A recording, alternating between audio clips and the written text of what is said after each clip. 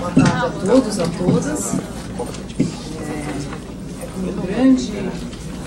Com grande satisfação que eu apresento aqui o professor Martins, né, que para vocês que têm acompanhado esse mini curso do LAPS, do Laboratório de Pesquisa Social, sabem, né, ele foi convidado para proferir essa palestra, essa conferência, a respeito justamente da temática do mini curso, né, que é a etnografia na sociologia, fundamentos e potencialidades.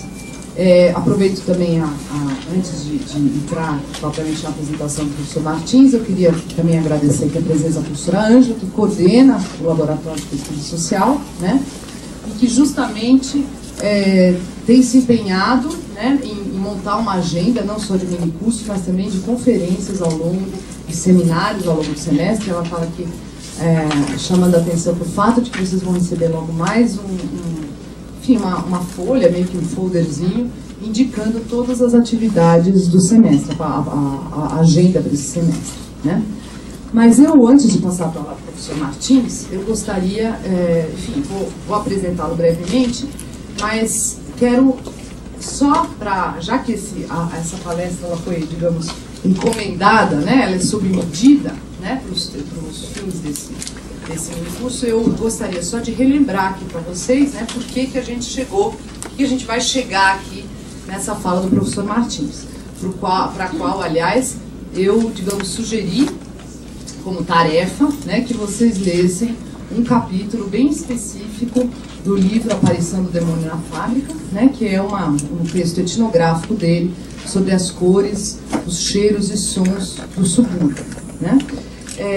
A ideia, justamente hoje, né, depois de três sessões em que a gente discutiu, enfim, primeiro, né, o que é etnografia, num segundo momento os fundamentos da etnografia na sociologia, mas tendo em conta, evidentemente, essa relação com a antropologia, né?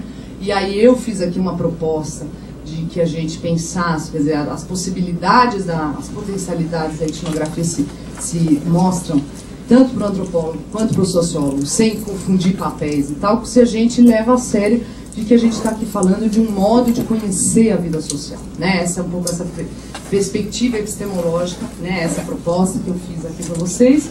E aí, só para retomar, eu dei para vocês uma tarefa da segunda para a terceira sessão, que era semana, até bom para o professor Martins saber, que eu sugeri que eles fizessem uma etnografia com base no que a gente está discutindo, uma etnografia, enfim, um relato, uma pequena experiência etnográfica na Marquise de Ibirapuera, no fim de semana, né? E aí alguns de vocês fizeram esse exercício, vieram na terça-feira, a gente discutiu trechos desses relatos e justamente, digamos, avançou em relação ao que seria análise e interpretação sociológica, inspiradas ambas nessa perspectiva específica que é a etnográfica, né?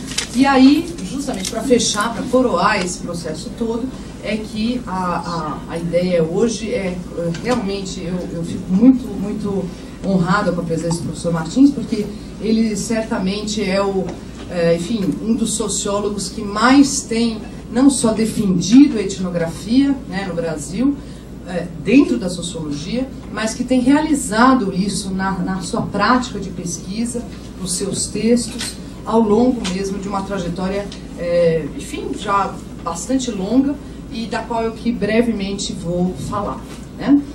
O professor Martins fez o seu curso de graduação em Ciências Sociais, tanto o bacharelado quanto a licenciatura, nesta faculdade, né? Em 1964 ele se formou.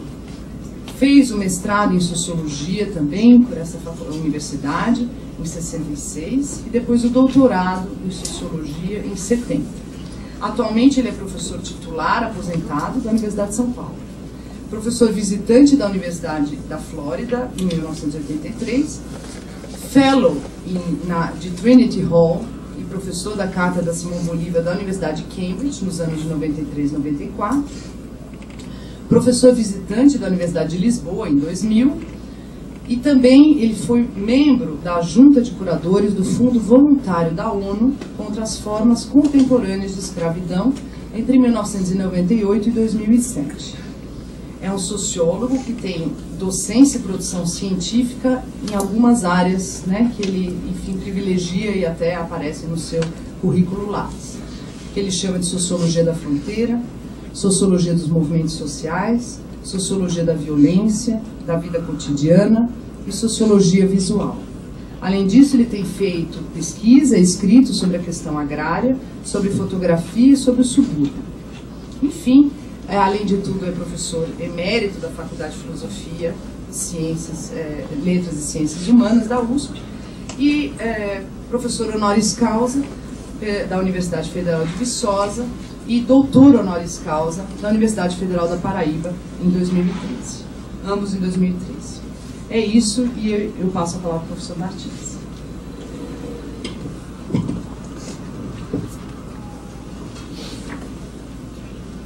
Como eu não sabia exatamente o que falar, etnografia quer dizer tudo e às vezes não quer dizer muita coisa, eu decidi falar sobre essa rosa.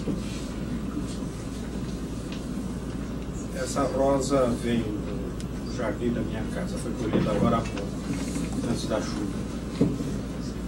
E faz parte, é filha de uma linhagem de roseira, que tem mais de 100 anos. Um dia, indo à casa da minha mãe no subúrbio, que gostava de flores, tinha um pequeno e atulhado jardim no quintal. Eu notei que tinha lá uma rosa que eu já conhecia. Cheguei perto, senti o perfume dessa rosa e lembrei-me de uma roseira que havia no terreiro da casa de minha avó materna, na roça, aí na região de Bragança Paulista. É uma roseira rústica, que tem como única diferença, não é uma rosa para vasos, tem cabos curtos. É uma rosa que se caracteriza pelo aroma acentuado, diferente das rosas de pedigree, que a gente poderia chamar, usando a linguagem atual da esquerda, diferente das rosas da elite.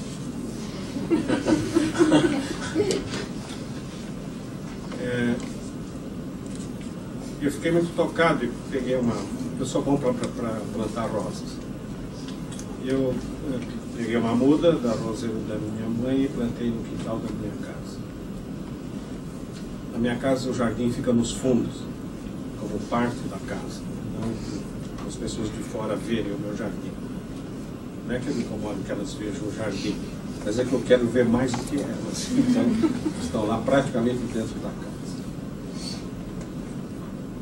E eu fui atrás da história da roseira, porque eu lembrava da roseira na casa da minha avó. A casa da minha avó era uma casa muito simples, acho que existe uma fotografia dela em um dos meus livros. Uma casinha de pau a pique, barreada de Tabatinga, que é um bairro branco de Brejo.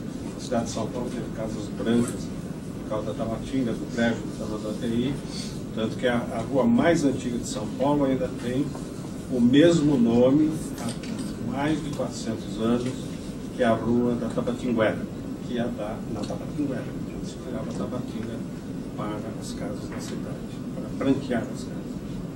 A casa da minha avó era uma casa de pau-a-pique, como eu disse, e era uma casa de chão de terra batida, telha-vã, uma casa muito simples, um terreiro bem largo, rodeado das plantas costumeiras sobre as quais eu vou falar nesta tarde, que há nas casas de roça.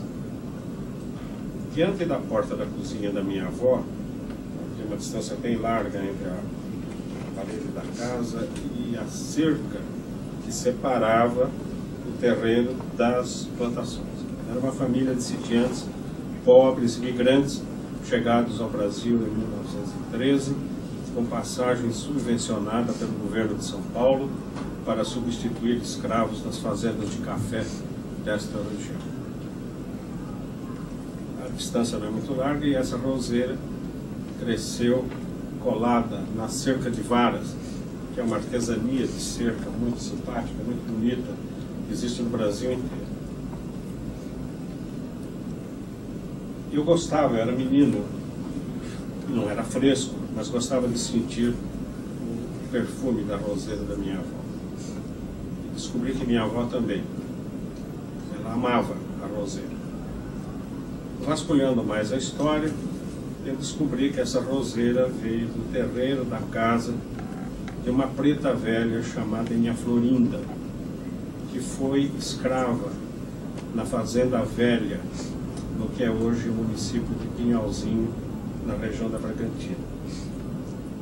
O dono dessa fazenda, quando foi abolida a escravidão, decidiu, isso aconteceu com vários fazendeiros da época, contrariando todas as doutrinas e dogmas interpretativos da história social, o que não quer dizer que tenha sido a regra também, ele fez a doação da fazenda aos seus escravos. Dividiu a fazenda em sítios e cada família de escravo recebeu um pedaço da fazenda. Eu conheci a maioria dos descendentes dos antigos escravos da Fazenda Velha.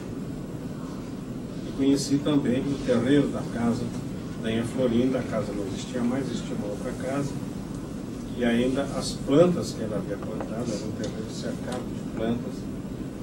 Eu creio que fotografei algumas vezes aqui.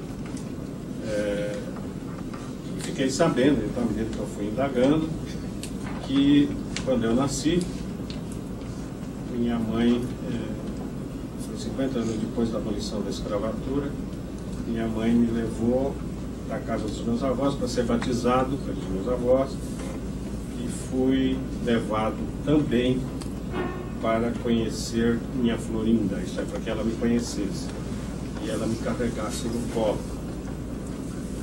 Muitos anos mais tarde, eu fiquei sabendo, através de um primo mais ou menos da minha idade, que Inha Florinda era uma preta macumbeira, que existia nas fazendas, que era o médico dos escravos.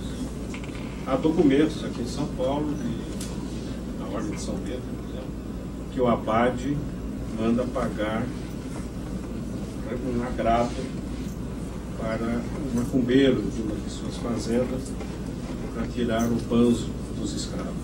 É uma olhada. Ele era o psicólogo da fazenda.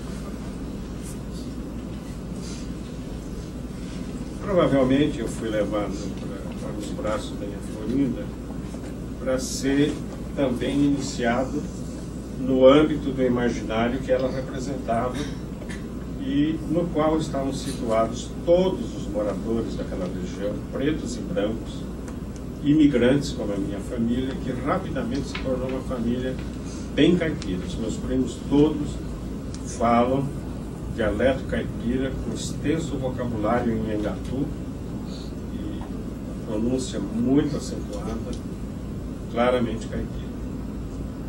Nessa Fazenda Velha, os negros que ainda vivem lá são negros caipiras, isto é, negros que foram aculturados na cultura da escravidão indígena que existiu na área no século XVIII. No século XVIII, a abolição, nós tivemos 3 escravidões no Brasil. Uma ainda existe, que é da peonagem. A que foi extinta em 1755, no Grão-Pará e Maranhão, e em 1757 no estado do Brasil, que era outra colônia portuguesa, foi a escravidão indígena. E em 1727 já havia sido proibida pelo rei de Portugal a língua Nhangatu entre os brasileiros. A língua Nhangatu era falada não só pelos escravos de origem indígena, chamada índio administrado, mas era falada também pelos senhores de escravos, pelos brancos, pelos mestiços todos. Virou uma espécie de língua nacional. A língua portuguesa era uma língua de repartição pública. Em São Paulo há documentos sobre interrogatório de réus na justiça em que foi necessária a presença de um intérprete para traduzir as questões do juiz, dos interrogadores, para o réu e vice-versa. Portanto, hoje nós falamos uma língua estrangeira. Já tivemos uma língua nacional, que foi a língua geral, a língua Nhangatu. Hoje falamos uma língua estrangeira. há alguns anos eu tive um caso, escrevi um artigo na Folha contra, acho que era a Anatel, que regula isso, que proibiu programas radiofônicos no Brasil em língua inhangatu, porque é proibido no Brasil transmitir programas de rádio e de televisão em língua estrangeira. Então eu escrevi um artigo dizendo que estrangeira era a Anatel. Não sabia que não só a língua inhangatu foi a língua nacional antes da nação existir, e foi proibida para evitar que se transformasse num instrumento de consciência da nação, como ainda se fala em inhangatu em muitas regiões do Brasil, além do que nas áreas sertanejas e caipiras se fala português com fortíssima influência em inhangatu. E há pelo menos uma região, o Alto Rio Negro, no município de São Gabriel da Cachoeira, em que a língua inhangatu é língua oficial. Os decretos e leis têm que ser publicados também na língua inhangatu, na língua baniva, que é outra língua falada na região, e nessa língua estrangeira, que é a língua portuguesa.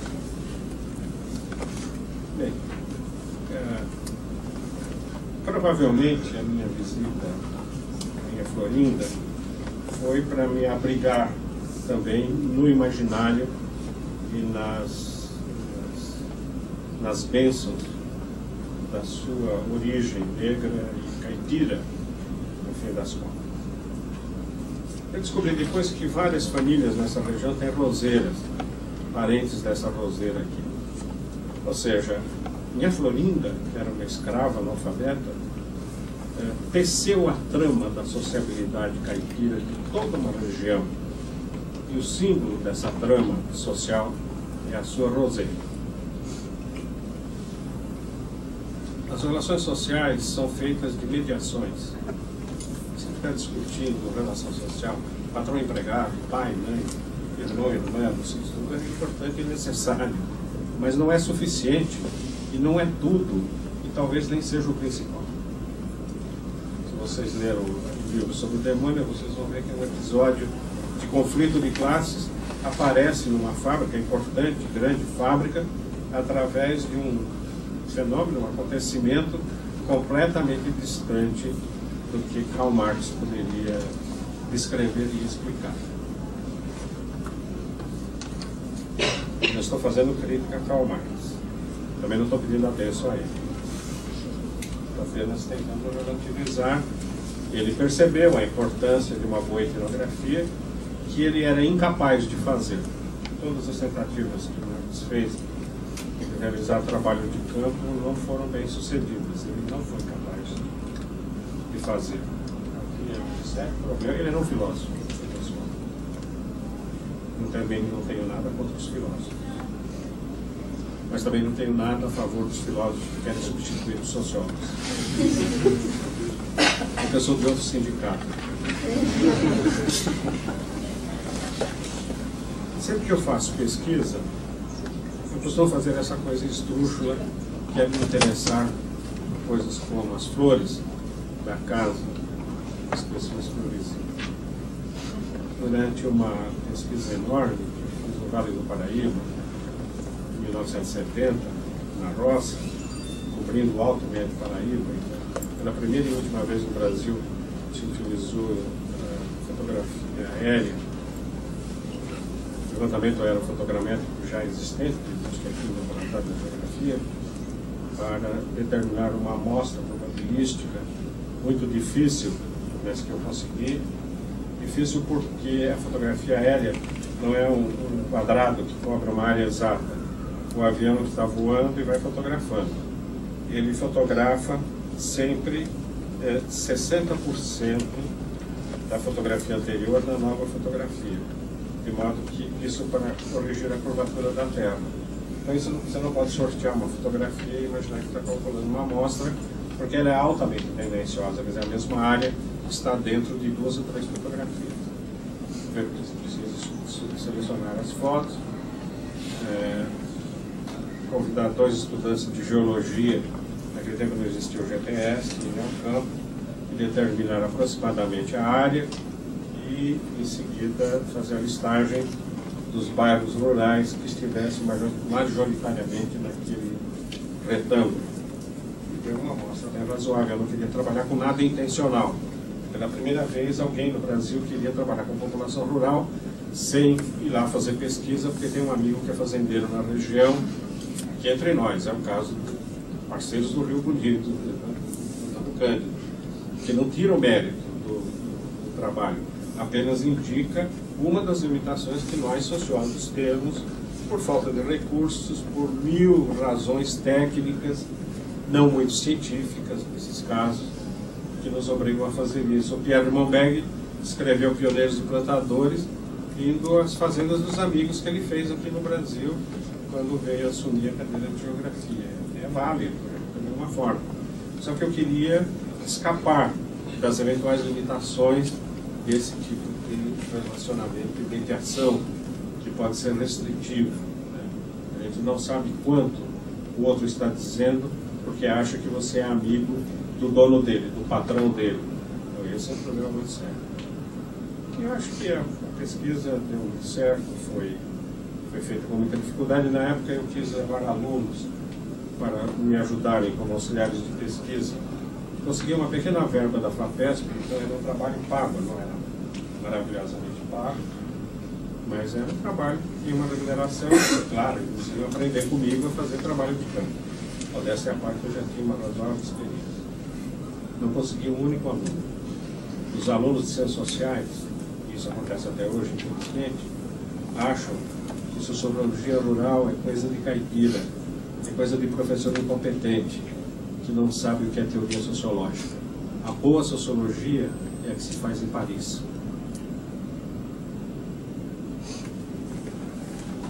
Eu fui recrutar meus auxiliares de pesquisa na Faculdade de Filosofia de Santo André. Botei uma bela equipe, fizeram um belíssimo trabalho. Os professores lá eram professores aqui. Bem, a questão é que você não chega ao campo e vai batendo na porta da pessoa. Olha, eu queria fazer uma entrevista, eu sou sociólogo, hein? Eu quero fazer uma entrevista, não vai conseguir. As pessoas têm muita consciência, são muito ciosas da sua privacidade, dos seus direitos, são inimigas da invasão. Nós, da classe média, somos extremamente invasivos e malcriados nesse sentido. A gente acha que é o tal. Isso é normal, é uma doença natural da classe média, que cria enormes problemas na pesquisa de campo, especialmente na zona rural, mas não só lá, nos bairros operários, em todo lugar. A gente é muito presumido, a gente acha que sabe tudo, que a gente tem uma explicação para o mundo. E não tem. É melhor entrar com cuidado naquilo que é a perspectiva correta, do que seria a ético-metodologia do Garfinkel, ou seja, entrar com a concepção de que o outro sabe mais do que eu a respeito dele. E eu é que não sei, por isso eu fui lá explorá-lo, perguntar para ele. E também não se entra de qualquer jeito. Eu lembro de um caso de uma colega que foi fazer pesquisa em Minas Gerais, um pequeno povoado, e muito desembaraçada, muito desinibida, já foi logo procurando o botequim para entrevistar os homens, porque ela queria entrevistar os fazendeiros, os sitiantes. Ela quase foi linchada. A mulherada se reuniu e ela foi impedida de fazer a pesquisa. A verdade é que quem manda na família, na roça, é a mulher. Essa história de patriarcado, isso é coisa do Gilberto Freire, que era a família de fazendeiro. Na verdade, o que existe no Brasil é um poderoso matriarcado. Quem manda é a mulher. Eu já fiz entrevistas na roça, no alto da Serra da Quebra-Cangalha, no bairro rural de Cunha, em que, feitas todas as formalidades para poder entrar na casa e conversar com o rapaz que era o sitiante, descobri que a mãe dele ficou de costas para mim, debruçada na janela, fumando um cachimbinho, esses cachimbos de roça. Eu perguntei para ele, você conversa e tal? E é aquela coisa de curiosidade, só para esquentar o motor, como se diz. Você é casado? Ele vira para mim, mãe, eu sou casado? Na verdade, ele era casado, mas a mãe tinha provocado e promovido a separação dele da mulher. Então, por aí dá para saber quem é fulano. E por aí vai. Eu faço um livrinho só para as histórias dessa coisa estranha de quem é que manda. Claro que a mulher é a chave, mas a verdade é que o homem é que é dono da informação. Eu já me vi numa situação em Curitiba, e entrevistando na cidade, que eu era aluno ainda aqui. Eu trabalhava numa empresa no departamento de pesquisa de mercado. Fomos uma equipe para Curitiba, era uma pesquisa sobre produtos achocolatados. Era uma coisa bem simples, pesquisa de mercado, não tem grande segredo. É saber se as pessoas consomem, naquele caso, um produto achocolatado, qual o produto, como é que prepara, essas coisas todas. E eu não ia sozinho, eu ia junto com uma moça que era do escritório local da empresa. Chega num bairro lá para fazer entrevista, nós dois. Sai um militar lá de dentro. Aí a gente explica que eu gostaria de conversar, que tem que ser com a mulher. Quem entende de chocolate é a mulher, não o general, tá certo? Temos que conversar com a sua esposa. Sabe o quê? Não, é complicado, né? Sobre produtos achocolatados. E para que vocês querem saber isso? É uma pesquisa de mercado, está aqui o papel, era bobagem toda que a gente é obrigado a carregar. Aí conseguimos convencê-lo a permitir que nós conversássemos com a mulher. Aí nesses casos não é a mulher que manda, é o general, né? Acho que ele era coronel, um negócio assim. Ele mandou chamar a mulher. Eles querem fazer para você umas perguntas sobre chocolate. Pode fazer as perguntas. A senhora consome algum produto achocolatado? Ele vira para ela. A senhora consome algum produto achocolatado? E ela respondeu para ele, sim. Ele virou para mim, sim. Qual é o produto achocolatado que a senhora consome? A senhora consome qual produto achocolatado? Ela, acho que era Todd, sei lá o que. Respondeu, e assim foi nessa toada. Quer dizer, era evidente que nem a mulher mandava na casa, nem do chocolate, nem eu conseguia fazer a pesquisa que ela tinha que fazer do serviço. Então sempre acontecem essas coisas muito complicadas. E é um conjunto de outras coisas. A gente carrega ciclos, a roupa. Olhando aqui eu já vejo um universo de significados. É bom sempre prestar atenção nessas coisas, especialmente quando a gente faz pesquisa. Muita atenção. Nada de decote muito grande, calça cortada pela metade, nada aparecendo excessivamente. É melhor ser neutro nessas coisas, né? Eu não sei bem o que é ser neutro em termos de roupa, mas alguma coisa que não provoque uma revolução ou algo que impeça a pesquisa. Não pode. E eu conheço o caso do antropólogo. O antropólogo não devia passar por essas experiências, mas também passa.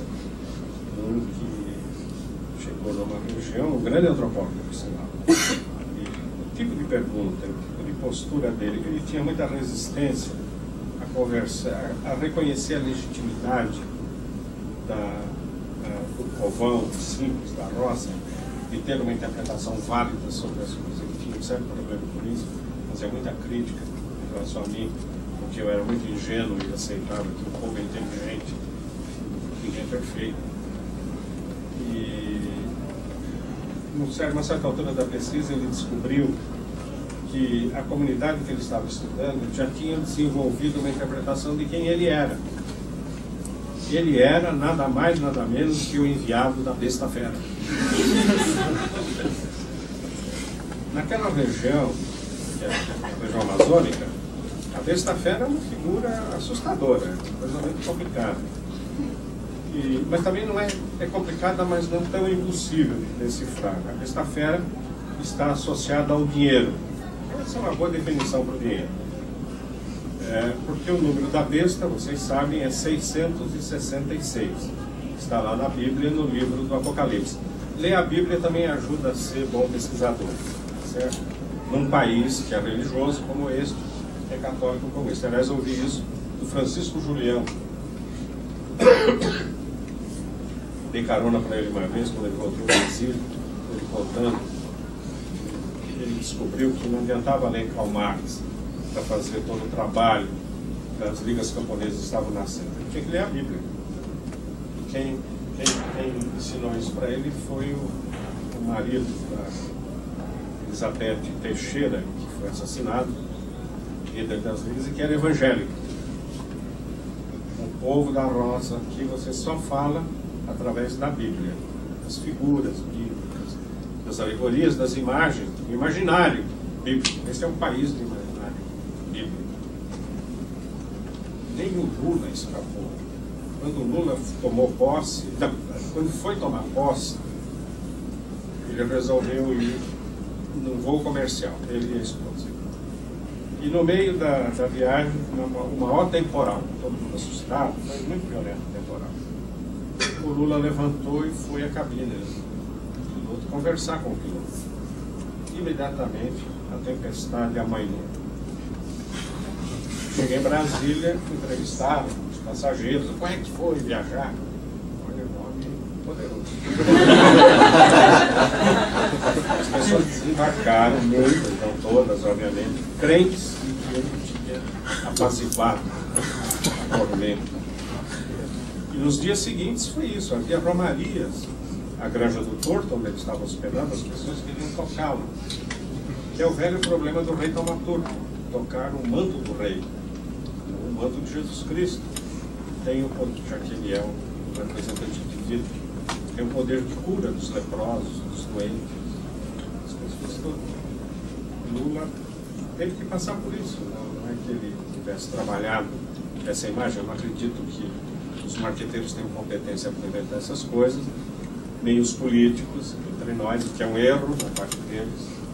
Mas durante meses eu acompanhei em detalhe o comportamento da população que ia esperar o Lula sair da Granja do Torto para ir para o Palácio do Planalto, esperando encontrar a figura do enviado divino que curaria os leprosos. Exatamente é isso.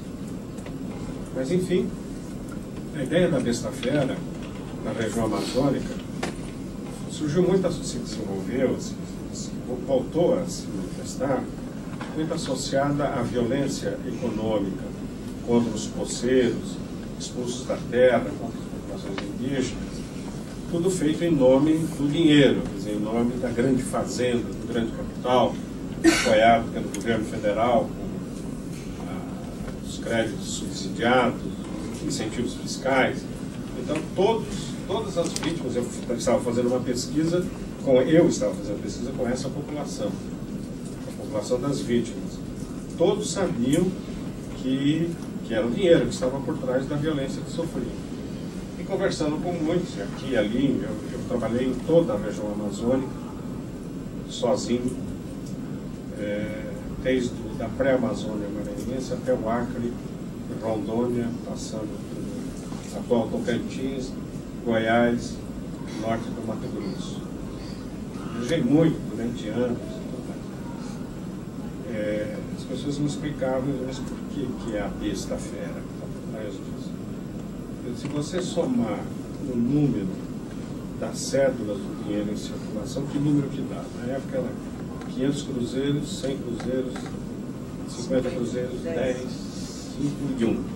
A soma dá 666. É evidente que era a besta-fera que estava por trás da violência, que era uma violência econômica, política, moral, que essa população estava sofrendo. Tem sentido? Óbvio que tem. E eu não sei se aqui na USP isso passa numa tese de doutorado, mas é verbo, tá certo? É uma coisa para não ser desdenhado. É necessário dialogar com esse imaginário. É esse imaginário que é a organização das pessoas. Essa semana eu tive a infelicidade de ter que extrair um dente. Depois de muitíssimos anos, tocou a vez de extrair um dente. E eu não dirijo mais carro. Uso sempre um táxi que é o mesmo. Como eu saio um pouco de casa, é mais econômico usar o táxi do que ter um carro. E o motorista que me acompanha, que é meu amigo, já é um senhor de idade, que veio da roça, disse: é hoje que o senhor vai distrair o dente? Eu falei: seu Lázaro, eu gostaria, mas eu acho que não é hoje não.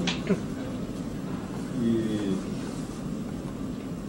a palavra, as pessoas dão palavras, dão nomes às coisas que elas não conhecem. Extrair é uma coisa esquisita, uma palavra francamente, não se extrai nada, em lugar nenhum. Né? Então, distrair é uma palavra que tem sentido. Existem outras palavras iguais, né, que a pessoa interpreta de outra maneira. E a gente fica corrigindo. Não corrijo, aprenda. Não corrijo. Não corrijo o erro de ninguém. Ninguém erra. É um erro corrigir. Isso sim. Aprenda, tente entender. E não faça um pouco caso quando tenta entender. Mas o que você está querendo dizer? Faça numa boa. Mas o que é isso? Como é que é? Explica para mim. Por aí vai. É claro que o jovem pesquisador que estava lá fazendo suas entrevistas, conversando com as pessoas, tinha uma postura que era exatamente a mesma postura dos fazendeiros que estavam, administradores de fazendas, que estavam chegando na região com seus pistoleiros. Então é evidente que ele só podia ser um enviado da besta-fera. Isso ele reconheceu, tentou interpretar depois na pesquisa, mas é óbvio que a pesquisa já estava comprometida por conta desse filtro de interpretação do que ele é. A pesquisa que eu fiz no Vale do Paraíba, para chegar nas famílias, eu bati o olho e vi logo. A entrada nessas famílias, para conversar com elas, é o jardim. São as flores. Não existe jardim na roça. Existe uma casa circundada, um quadrado, um retângulo, com flores, com plantas de adorno. Na verdade, esse conjunto de plantas demarca o território da mulher. A casa não é da mulher. É também da mulher. Mas o território dela vai para fora da casa, para o quadrado, o retângulo formado pelas plantas de adorno que ela cultiva. Ali o marido não dá palpite, não mete o nariz, não arranca a flor, não planta a dele. Homem não planta a flor. Certo? Homem que é homem não planta a flor. Eu entrei com essa rosa aqui, muito preocupado com o que vão pensar de mim nessa escola esquisita. Mas no Alto Paraíba, no Médio Paraíba, eu descobri que as casas eram todas cercadas por dois tipos de planta. Uma que o povo da roça chamava de capitão, que é na verdade a zinnia. É uma planta rústica muito bonita. Tem de muitas cores. Uma variedade enorme de cores. E a outra é o cravo de defunto, a tagete. Cravo de defunto porque é amarela, tem amarela desde o amarelo desbotado até o amarelo forte, cor de gema de ovo, até o cravo de defunto dobrado, folhudo, lindíssimo. E não tem um aroma a flor, é a folha que tem um aroma forte, que não é ruim, por sinal. Então a questão era a seguinte: conversar com as pessoas sobre as flores. A pesquisa sobre as mudanças econômicas e sociais do bairro, isso é um subproduto de uma conversa sobre flores. A gente tem que aprender a reconhecer na pesquisa sociológica, nunca se deve ir ao essencial, porque o essencial do sociólogo não é o essencial da vida das pessoas. Eu descobri uma pancada de coisas sobre essas flores e trouxe para casa, eu acho que quase uma tonelada de sementes. Em cada casa eu ia escolher as sementes, a semente das duas flores. Depois eu semeei no quintal de casa, que era um quintal grande naquela época, aqui perto. E meu quintal, meu jardim rústico, passou a ser visitado por trás dos muros pelos vizinhos que descobriram que era um verdadeiro carnaval de cores, lindíssimas. O problema é que as flores não se adaptavam e morreram. Na geração seguinte elas não nasceram. Houve uma degeneração. Mas enfim, essa conversa sobre as flores me permitiu entrar no imaginário da casa, das famílias rurais. Uma das descobertas importantes, depois eu usei em vários dos meus trabalhos, é que a casa brasileira é uma casa uterina. vocês podem fazer o teste, mas não fazer uma etnografia, essa pode ser uma que você faz aqui agora, que é ver na casa que vocês moram qual é a posição das camas em relação à porta de saída para a rua. Normalmente, e quem não tiver nessa situação, trate de mudar rapidamente. Normalmente, os pés da cama não ficam para o lado da porta de saída. É o contrário. Porque é a posição contrária à do nascimento, à da morte. Então, se eu estiver com os pés, se eu estiver dormindo com os pés para o lado da porta da rua, eu posso estar atravessado do jeito que eu quiser, mas com os pés para o lado da porta da rua, já é a posição do defunto na hora da saída do enterro. É a posição da morte. E não é assim que a gente nasce. A gente nasce com a cabeça para fora e depois os pés. A porta da casa é uma vagina simbólica. Isso na roça é super levado em conta. As pessoas entram em pânico se a cama for colocada de maneira diferente, de maneira oposta. Sempre é esse cuidado. Em algumas regiões do Brasil eu encontrei um dado adicional, que a saída, dando lugar à direção dos pés do defunto, fica também na direção do fluxo do rio, na direção para onde o rio leva, que é para levar a alma do defunto embora. Ninguém quer defunto dentro de casa, certo? Essa é a história. Então, é não só o morto, mas a morte que ele representa. Existe uma entidade invisível que é a morte. Tudo que foi tocado pelo morto, ao morto pertence. Isso é indígena. Nas tribos tupis, especialmente, ainda hoje existe esse problema, aquilo que pertenceu a um defunto, né? Máquina de costura que a defunta tinha, é enterrada com ela. Não fica com ninguém. E aqui também já havia discussão na beira de túmulo, na roça, a propósito de se o rosário enrolado na mão da defunta devia ser tirado dela ou enterrado com ela. E a pessoa que entendia do assunto, que é um sábio local nesses assuntos, é o coveiro. Nunca subestime a importância do coveiro. Uma pesquisa que eu faço sobre linchamentos, eu fui fazer trabalho de campo em alguns lugares, os meus informantes privilegiados foram os coveiros. Eles sabem, porque é uma dimensão ritual dos linchamentos, que só quem enterra que sabe. Então, o coveiro acabou decidindo a parada de se enterrava com o rosário ou não. Enterraram com o rosário porque não tinha o santo pendurado. Se tivesse o santo, pertencia ao santo. Não tendo o santo, pertencia à morte. Então, tudo isso é tremenda bobagem. Se acharem que é bobagem, mudem de profissão. Tem que prestar muita atenção nesses detalhes, não só na hora de fazer pesquisa, na hora de reconstituir sociologicamente aquilo que está sendo observado e na hora de interpretar e de analisar. Sem isso, a análise fica com um buraco enorme, uma deficiência enorme de significações, de mediações, que empobrecem a interpretação. Há uma outra coisa que deve existir na casa de vocês, que é a famosa figa. Hoje não está mais em moda aquela figa enorme, vermelha, de madeira, feita de Guiné, né? Mas tem muita gente que usa a figuinha de ouro, que dá para criança, né?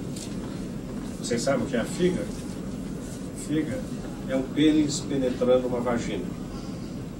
Isso vem dos gregos, chegou até nós. É um símbolo de fecundidade, um símbolo de vida. Em algumas áreas da Itália de influência grega, quando passa um enterro, os homens ainda enfiam a mão no bolso e seguram o pênis enquanto passa o defunto, que é para prevenir a desgraça da qual o defunto é portador. Nas ruínas de Pompeia, na frente das casas, o que a Igreja Católica mandou tirar, a Igreja Católica mandou castrar as casas de Pompeia, que é tirar da parede de entrada, ao lado da porta, a figura de Príamo, que é um ente mítico da potência masculina. Tem um pênis enorme, aliás, o nome de uma doença, priapismo. Um pênis enorme, enrolado, ele segura numa balança, a pessoa mostrar como é poderoso e tal, que o sujeito vai entrar na casa, bate o olho e isso afasta o mal olhado. Toda essa área do Mediterrâneo é a região do Malóquio, o mal olhado, tanto na Itália quanto na Espanha, Portugal, tem isso, os montes. Há um estudo da Adolfo Coelho sobre o mal olhado em Portugal. No Brasil existem muitas coisas sobre o mal olhado, o pavor do mal olhado. E a figa tem esse poder de rebater o mal olhado dos invejosos, dos que cobiçam, essa coisa de criança receptiva, que bota logo uma figuinha no pescoço da criança. Porque vem aquelas comadres visitar que não tem o que fazer, muito solidárias, tarará, e dizem: nossa, que menina bonitinha! Pá, já é um tremendo sinal de cobiça, de inveja. Mal olhado seguro, a criança pode morrer por conta disso. Flor, planta em casa, tem mulher que tem pavor de visitante que chega: nossa, como a sua alface está linda. Alface murcha. As pessoas juram que a alface murcha, ela amarela, logo aparece um bicho que acaba com ela, etc. Por isso as casas, mesmo as urbanas, mesmo os apartamentos, tem, procurem, vocês vão descobrir se é que na casa de vocês não tem. 3 plantinhas: guiné, arruda e alecrim. Espada de São Jorge. E alguns, comigo ninguém pode, que é perigosíssimo, é uma planta muito próxima, tem havido acidentes com crianças que mastigam aquilo e morrem. Né? E são plantas para espantar o mal olhado. Fica lá fora, aí pode entrar. E preventivamente lá dentro, isso acho que não existe mais, porque é sumamente ridículo. A minha casa tinha aquele famoso elefante vermelho colocado no lugar mais visível da casa. Então o visitante entrava, pimba, batia de olho no elefante, e aquele vermelho rebatia todo e qualquer mal olhado, mal presságio, etc, etc, etc. Por que acontece isso? Porque a casa não é uma casa de paredes. A casa, na nossa cultura, é uma casa simbólica. Se os arquitetos entendessem isso, eles fariam casas melhores. E eles não levam em conta isso. E criam problemas para as pessoas nessas habitações populares, em que essa questão é muito complicada, fica difícil lidar com as construções por conta disso. A casa é primariamente uma casa simbólica. Ele é o lugar da mulher e é o lugar da vida, que a mulher representa a vida. Tanto que, onde ainda prevalece essa cultura, esse costume, quando há um enterro, a mulher não vai ao enterro, a mãe de família não vai ao enterro, mesmo que seja de um filho. Não carrega o caixão, não põe a mão no que é do morto, e depois se varre a casa de dentro para fora, para tirar todo e qualquer resíduo da morte. E normalmente o velório é feito de maneira que a casa fique toda com as janelas fechadas, só a porta da frente aberta, que é por onde o morto vai sair. Essa varredura para fora é o contrário da varredura normal, que deve ser feita sempre para dentro e depois se recolhe poeira, o lixo que for, e se tira pela porta dos fundos, nunca pela porta da vida, ou pela porta da morte.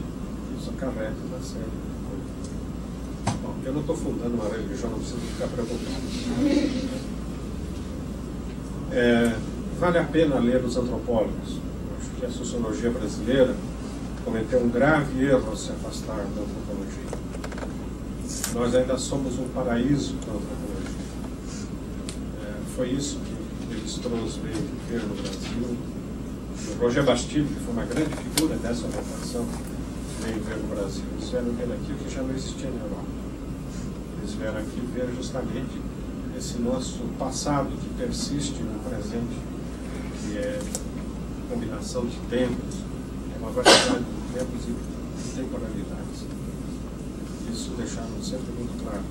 A missão francesa que fundou a USP sempre se irritou muito com os estudantes da universidade, os jovens estudantes que em geral vinham da classe média alta, da própria elite, que perguntavam para eles, os geógrafos aqui, o que aconteceu com o Pierre Loubet, ou De Fontaine, escreva a orografia do Vale do Ribeira. Eu não sei se não sabia onde era o Vale do Ribeira, mas ele sabia descrever toda a orografia da França. E eles diziam, olha, vocês têm que conhecer o Brasil.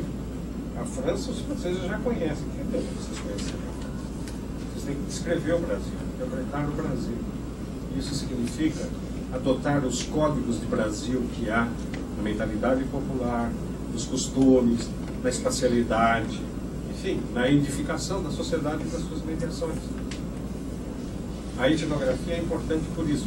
Na verdade, eu estou pensando no Hartwig, porque se trata de usar o étnico no sentido popular, isto é, ele fala na etnometodologia, quer dizer, o método que o povo usa para construir suas relações sociais. A experiência de ser sensível a essas coisas, eu considero decisiva na sociologia. Foi decisiva para mim, seguramente seria decisiva foi para outras pessoas. Aqui foi muito comum na faculdade de filosofia, isso é uma herança do Bastide, com certeza dos europeus em geral. Foi muito comum nessa época, e quando eu fui aluno eu já peguei, não fui aluno dos franceses, só do professor de economia, igual ainda era da missão francesa. Foi comum o interesse pelo artesanato intelectual, que é uma tese defendida pelo Wright Mills na imaginação sociológica. Não é um bom livro aqui entre nós, mas é um livro importante pelos desafios que faz, pela sugestão que faz, certo? Você deve, aluno de ciências sociais, deve começar, em primeiro lugar, a fazer a sua própria etnografia, a etnografia da sua casa, da sua família. Quem são seus parentes? Por que neste país todo José como eu tem que ser filho de um José, ou neto de um José, ou bisneto de um José, e o João idem, e a Maria idem, e por aí vai? Isso não é que as pessoas são tolas. Às vezes eu tenho essa impressão. Mas, no meu caso, você chega na rua direita e diz, ô José, metade da rua direita vira para trás. Você não é diferente, certo? É muito chato isso. Existe uma conexão existe uma coisa de linhagem, de passar, é como passar o espírito do ancestral ao descendente, através do nome. Os nomes são mágicos na tradição dessa sociedade, eram mágicos na tradição tupi, eram tão mágicos que o índio tupi não sabia o seu próprio nome. Quem sabia era a mãe. Mesmo quem não era tupi, Helena Valero, uma brasileira que foi sequestrada pelos Yanomami quando era adolescente, passou muitos anos lá, cresceu, se tornou adulta, casou com o Yanomami, teve filhos com o Yanomami, foi uma grande observadora, foi uma grande etnógrafa, sem ter sido, ela era educada, ela falava em Igatu, espanhol e português, tinha sido educada no colégio católico. Ela deu um depoimento para um antropólogo italiano chamado Ettore Ghiocca, que esteve no Brasil, que gravou longuíssimas entrevistas com ela, que é um livro chamado Os Yanomami. É a melhor etnografia que se fez de uma tribo indígena a partir da experiência de alguém que estava lá dentro, sendo membro e sendo diferente ao mesmo tempo, que é uma coisa importante na observação etnográfica.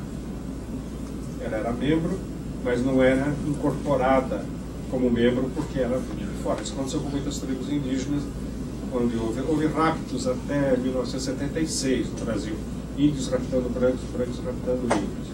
Eu fiz um pequeno estudinho sobre isso. O filho do raptado, da raptada, ele não é incorporado naturalmente nas metades da tribo. Ele passa a constituir uma outra humanidade. Ele vai ter filhos, a questão de uma outra humanidade. É muito complicado essa incorporação.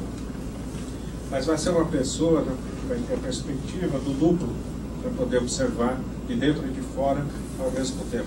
Isso é uma coisa que Mannheim gostava. Uma das referências dele a essa questão da alteridade na experiência pessoal do sociólogo. Eu acho que isso é muito importante. Observar o diferente, elas aprenderem a se observar a si mesmo, que é uma coisa que o Mills propõe. Você mesmo se decifrar sociologicamente, se situar. Quem é você do ponto de vista sociológico? Quais são as relações sociais que fazem você, que definem quem você é? Qual é o seu lugar no mundo? Tudo isso é importante. E quem é você simbolicamente? Tem que saber. Nós somos muito pós-modernos, isso é um problema sério da sociologia, porque nós achamos que o mundo está reduzido ao atual, não tem perspectiva, não tem temporalidade, e ao mesmo tempo as diferenças estão banalizadas e simplificadas. Na verdade, existem diferenças importantes na vida, não existe sociedade sem diferenças, a começar da diferença homem e mulher, certo? E isso implica em elaborações simbólicas, sociais, etc. E é importante que as pessoas aprendam a se reconhecer nessa diversidade. Essa vai ser sempre a sociedade vai ser sempre a sociedade da diversidade. Ela vai ser uma sociedade homogênea e por aí vai. Às vezes, sobre casa, há um trabalho do Trotsky, um trabalho político, mas também sociológico, muito pouco lido, que é um trabalho sobre vida cotidiana, justamente. Depois da Revolução, os comunistas acharam que tinham que libertar a mulher. Sempre tem alguém querendo libertar alguém, esse é um enorme problema. E nunca ninguém pergunta se quem está a ser libertado quer ser libertado. E se aquilo que lhe estão dando é de fato liberdade. Queriam libertar a mulher. Como é que liberta a mulher? Livrando-a da escravidão doméstica. Já é muito discutido. E eu diria que é uma certa escravidão, mas vamos vagar nessa história. Mas, enfim, a mulher era uma escrava doméstica. Vivia de cozinhar, lavar, passar, limpar a casa, é isso. Bom, ninguém cresce como ser humano fazendo essas atividades.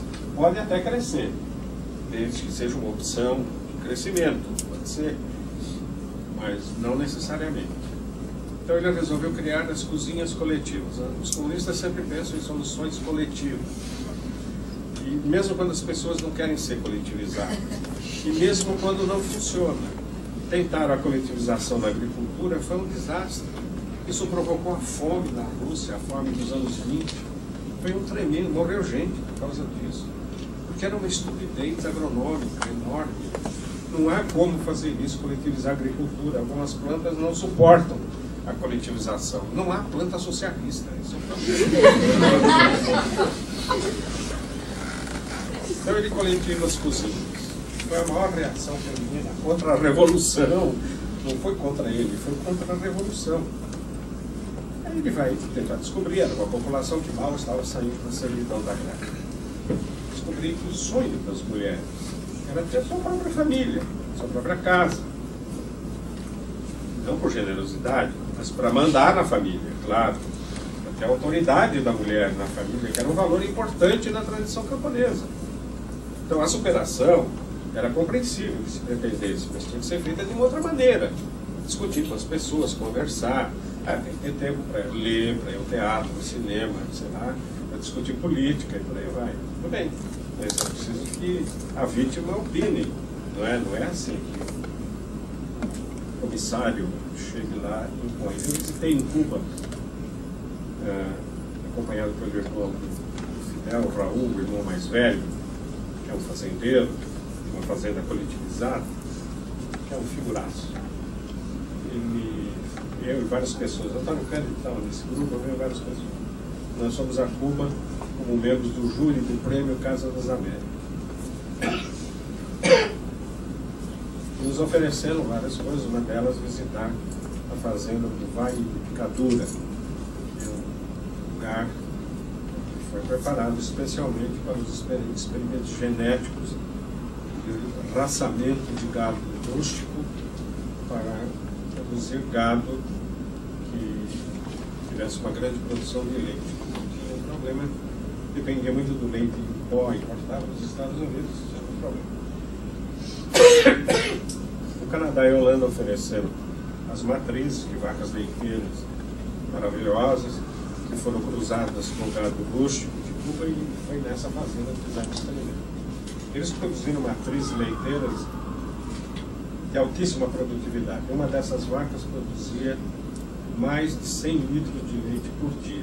Para vocês terem uma ideia do que é isso, uma vaca brasileira normal produz 2 litros de leite.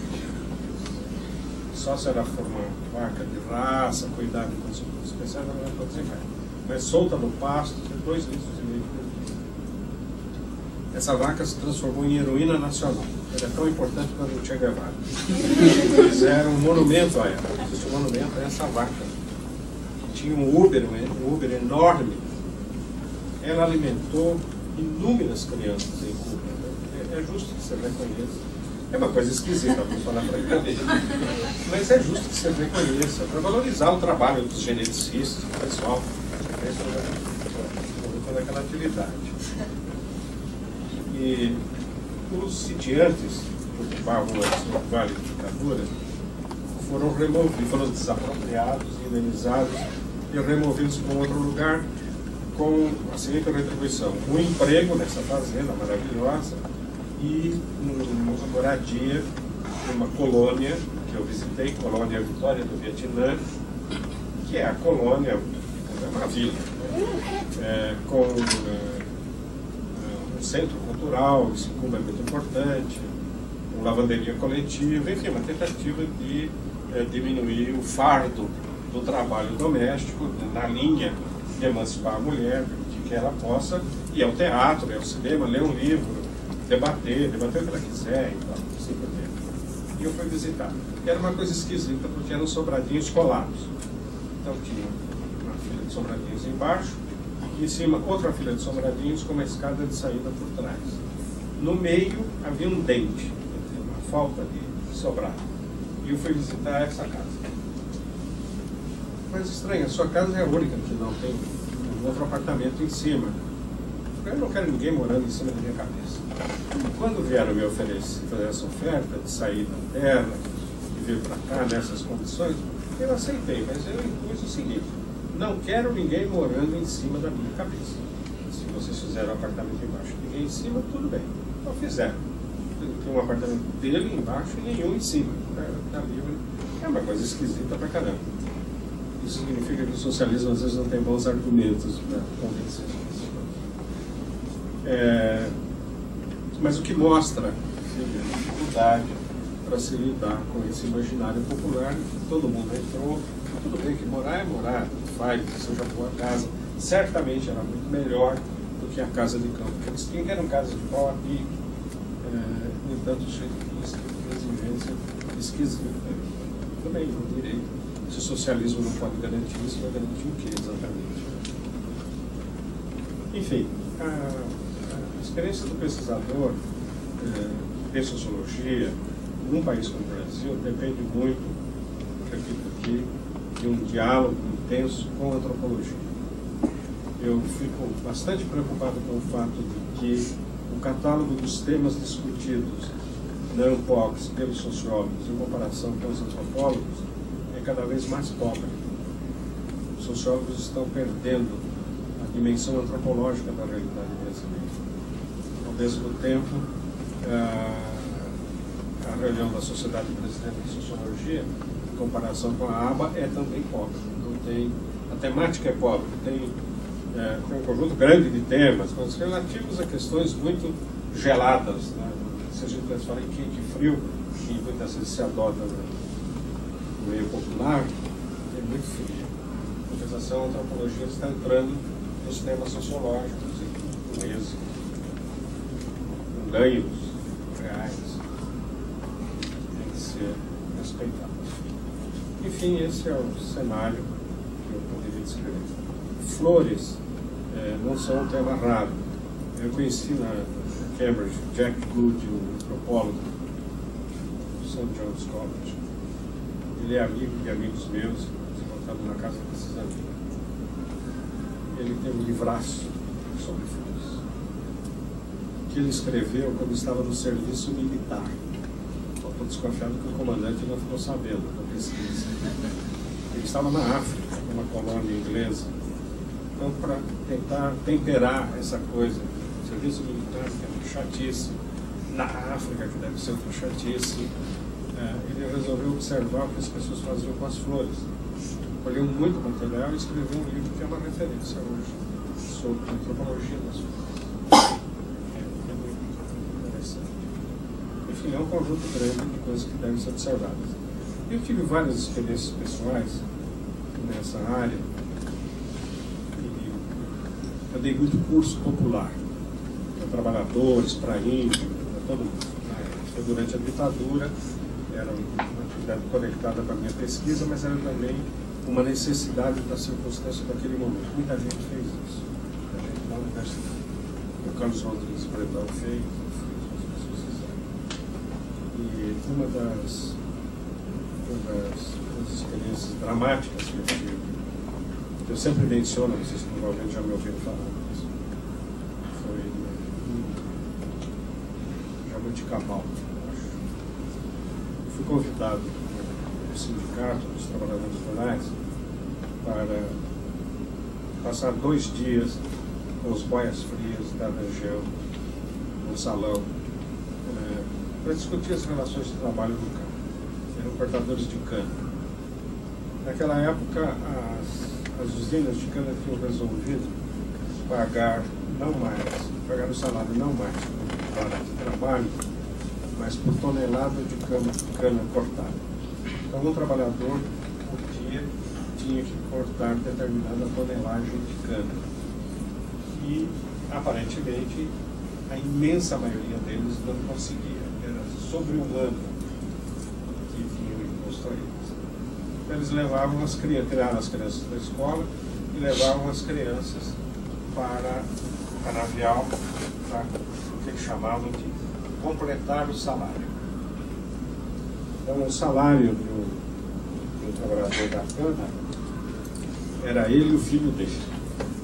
O filho era um pedaço do pai. E eles estavam muito preocupados que chegava o fim do mês, eles não tinham, o que eles ganhavam não era o suficiente. Configurou uma situação de grave empobrecimento de pessoas já muito pobres. Eu sempre notei uma pedagogia no trabalho popular, da educação popular, e eu ouvia as pessoas.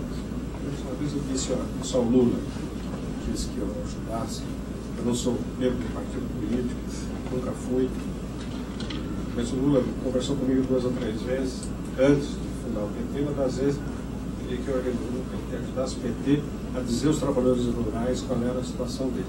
Eu falei, isso não tem sentido. O PT não sabe nada sobre trabalhadores rurais. O PT é um partido operário. O PT deve perguntar aos operários o que é que deve saber, quer dizer, aos trabalhadores rurais, o que é que deve propor a eles. Eles é que dirão, não vocês dirão. Tem essa coisa assim um pouco, que a classe operária é que sabe tudo, não é verdade. Eu comecei a conversa perguntando que cada um explicasse o que estava acontecendo, foram fazendo as narrativas, dificuldades, foram descrevendo tudo. Eu sempre, isso eu recomendo assim no caso como se fosse um remédio. Aprendam a fazer o diário de campo desde o primeiro dia do primeiro ano do curso de Ciências Sociais. Diário de campo significa tudo, tudo. O que vocês escutam no ônibus, no trem, no metrô, na rua, no boteco, na esquina, aqui dentro. Está cheio de ser humano primitivo aqui dentro da escola, porque nós somos civilizados, parte do dia, outra parte a gente é muito primitivo, tá certo? Então, toma nota. Tudo que vocês acharem, segundo Durkheim, tudo que vocês acharem estranho no que as pessoas dizem, tomem nota. E guardem, tomem nota. Põe um títulozinho e data. Eu sempre ponho dia, mês, ano, hora. Eu controlo as minhas anotações para saber se eu sou mais inspirado de manhã ou de noite. Eu faço isso. E a conversa com esses trabalhadores, eram homens e mulheres, foi para o meu diário de campo. Está tudo anotado. Tenho 30 volumes. São mais de 10 mil páginas de anotações e muitos anos de observação desse tipo. Fui perguntando, todos achavam a questão seguinte: qual é o conceito que explica a situação que vocês estão? Precisamos de um conceito, uma palavra cada um dizia uma coisa diferente. A palavra. A palavra é exploração. Significa que o que vocês ganham é menos do que aquilo que vocês produzem. É menos que aquilo que vale o que vocês produzem. Essa é a exploração. A exploração pode ser, todos são explorados. Todos os assalariados são explorados. Mas ela pode ser maior ou pode ser menor. A de vocês, aparentemente, é muito intensa. Agora nós temos que saber como é que é essa exploração. E que cada um me diga como é que interpreta essa exploração. Aí foi perguntando, para não dizer.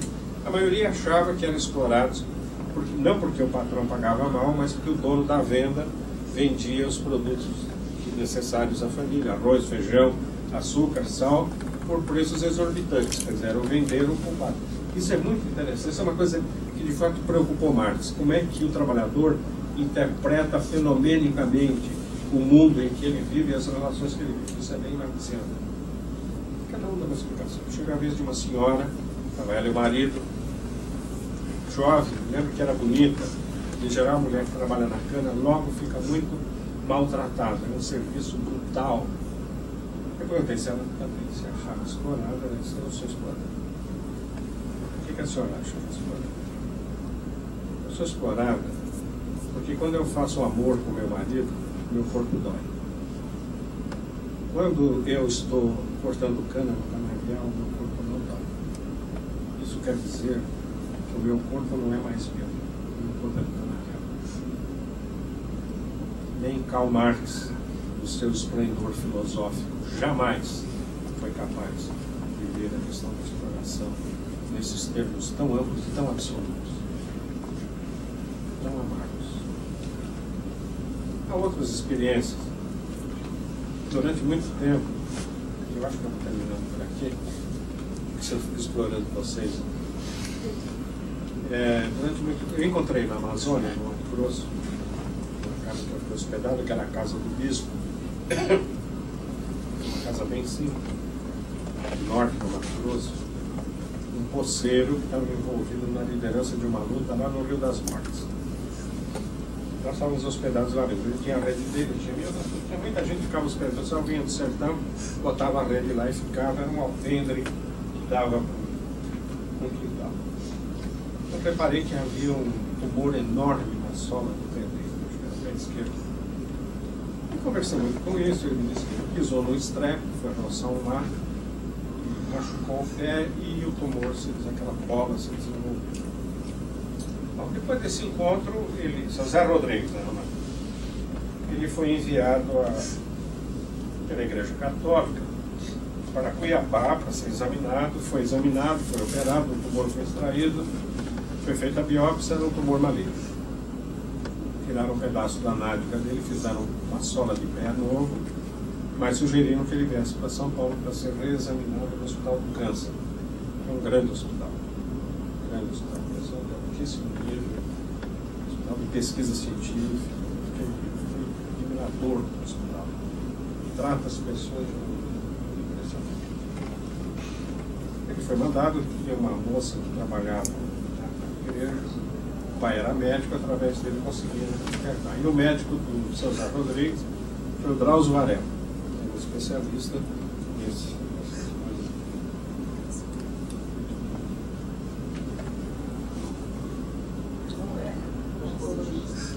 Ele não é um oncologista, são problemas externos. Ele não lembro agora da área de especialidade. Mas enfim, ele montou uma equipe. O São José foi tratado como um príncipe. Ele era um homem rústico, nunca tinha saído. Ele morava na confluência do Rio das Mortes com o Rio Araguaia. Nunca tinha saído de lá. Aí me pediram que acompanhasse o cara do São José, que era uma pessoa que eu passei a acompanhar, ia com ele. Ele ficava na minha casa e eu ia com ele ao médico, sempre que necessário. Foram feitos todos os exames e havia um tratamento possível, que era o uso de TCG oncogênico para esse tipo de câncer, que não cura, mas impede o desenvolvimento da doença, que na época era um tratamento possível. Só que na época, isso era o tempo da ditadura, o governo militar tinha assinado um acordo com o laboratório francês, produtor do BCG liofilizado, BCG em pó, que no Brasil resolvia um grave problema. O BCG líquido, ele deteriora facilmente. Em certas regiões do país, onde não há geladeira, não há recursos, o BCG liofilizado era o correto. E o laboratório francês exigiu que o governo brasileiro proibisse a produção do BCG líquido aqui, que era produzido no Butantan e no Belém do Pará, no Instituto Público lá, e em alguns outros lugares. Os médicos reagiram imediatamente porque só o BCG líquido orgânico funciona no caso do câncer. Então houve finalmente um acerto em que o BCG líquido seria produzido ou em Belém e no Butantan. Aí foi preciso montar um esquema, através do Dom Paulo Evaristo Marques, foi possível conversar com a Vasco, transportar o BCG de avião daqui para Goiânia.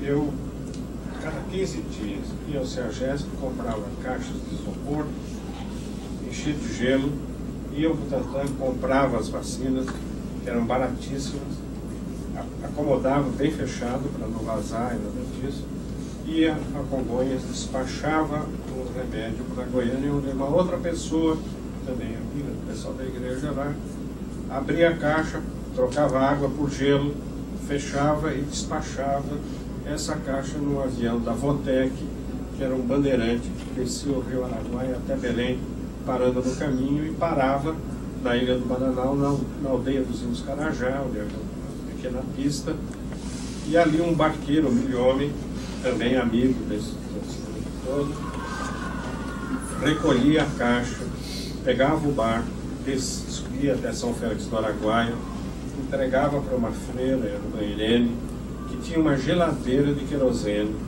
que fazia gelo, e lá trocava o gelo, dava para um outro barqueiro, que subia o rio Araguaia até o Rio das Mortes, isso uma noite inteira, para entregar ao seu Zé Rodrigues a vacina. Cada 6 meses, ele tinha que vir para São Paulo, ficava na minha casa, os exames estava tudo bem, perfeito. Depois de anos nessa cruzada, eu precisava de...